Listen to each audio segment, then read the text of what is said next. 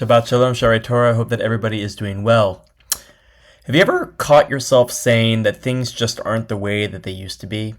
Maybe it's politics, maybe it's sports, maybe it's about schools, neighborhoods, or even just like the way in which we conduct ourselves on a daily basis. There's something very human about looking back and imagining that the past was somehow perhaps better than the present.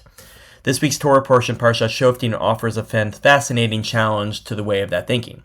You see, as the Israelites were preparing to enter into the land of Israel, Moses understood that new questions would arise and new challenges would emerge. Life would change, society would evolve, and not every situation could be anticipated in advance.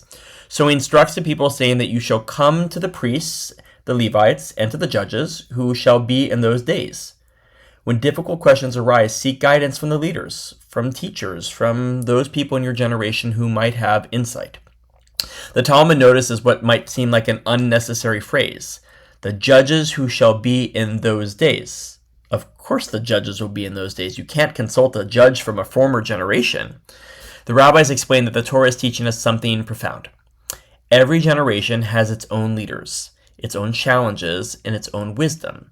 We are called to engage with the teachers and the judges of our own time rather than constantly comparing them to those who've come before us. The Talmud then connects this teaching to a verse from the book of Ecclesiastes, saying, "Do not say, 'How is it that the former days were better than these days?' For it was not from that wisdom that you ask."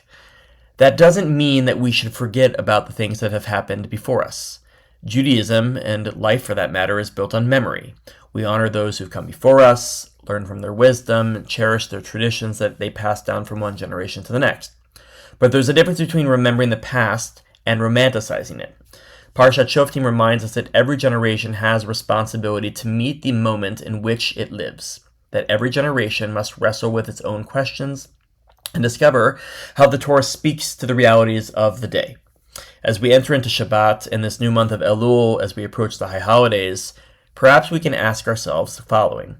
What gifts and opportunities exist right now that we might miss if we're too busy longing for yesterday? How can we honor the past while fully embracing the present? No matter what, may we learn from those who've come before us, trust the wisdom that emerges from our own generation, and continue building a vibrant Jewish future together. Shabbat Shalom. See you in Shul.